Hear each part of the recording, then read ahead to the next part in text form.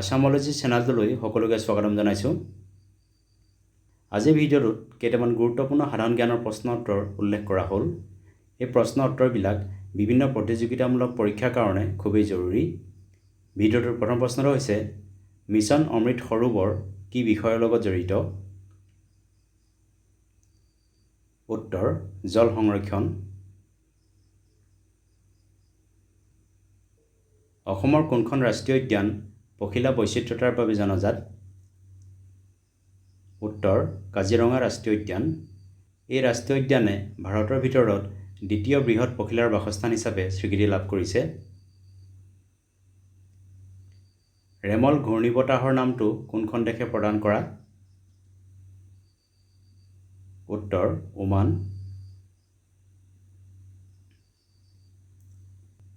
World refugee day অৰ্থাৎ বিশ্ব শৰণাৰ্থী দিৱস কোন তাৰিখে পালন কৰা হয়?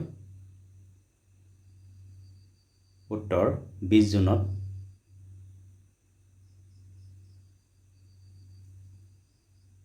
কোনখন দেশৰ মুদ্ৰাৰ নাম জিগ? উত্তৰ জিম্বাবৱে। জিগৰ ফুল ফৰ্ম হৈছে জিম্বাবৱে গোল্ড।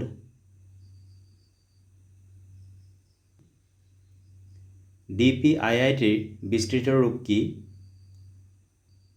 উত্তৰ DPIITৰ ফুল ফৰ্ম হ'ল department for promotion of industry and internal trade.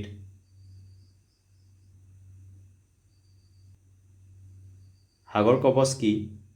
উত্তৰ সাগৰ কৱচ হৈছে উপকূল সুৰক্ষা অনুশীলন। এই অনুশীলন ভাৰতৰ নৌ সেনা, কোষ্টেল গাৰ্ড আৰু বিভিন্ন ৰাজ্যৰ পুলিচৰ মাজত অনুষ্ঠিত কৰা হয়। 2024 বৰ্ষৰ climate and health Africa conference ক'ত অনুষ্ঠিত কৰা হৈছিল? উত্তৰ হাৰাৰেত। হাৰাৰে হৈছে জিম্বাবৱেৰ ৰাজধানী। Democratic republic for the Congo দেশৰ প্ৰথম মহিলা প্ৰধানমন্ত্ৰীৰ নাম কি? উত্তৰ জুডিথ সুমিনোৱা টুলুকা। এভাৰেষ্ট শৃংগ আৰোহণ কৰা আটাইতকৈ বয়সীয়াল মহিলাগৰাকী কোন? উত্তৰ জাপানৰ টামাই ৱাটানাবে।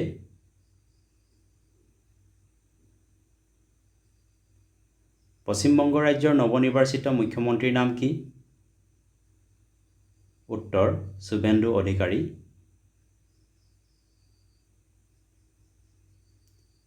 ভাৰতৰ বৰ্তমান খেলমন্ত্ৰী কোন? উত্তৰ doctor Mansukh Mandaviya.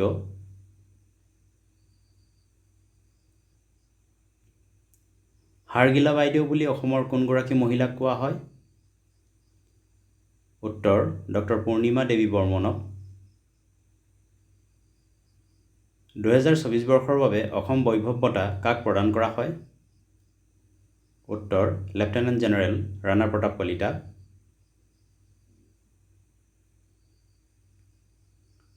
CM-302 missile কোনখন দেশৰ লগত জড়িত? উত্তৰ চীন। CM-302 supersonic anti-ship cruise missile.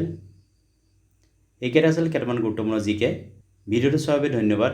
যদি ভিডিঅ'টো ভাল লাগে লাইক কৰিবলৈ, লগতে চেনেলটো ছাবস্ক্ৰাইব কৰিবলৈ অনুৰোধ জনালোঁ। ধন্যবাদ।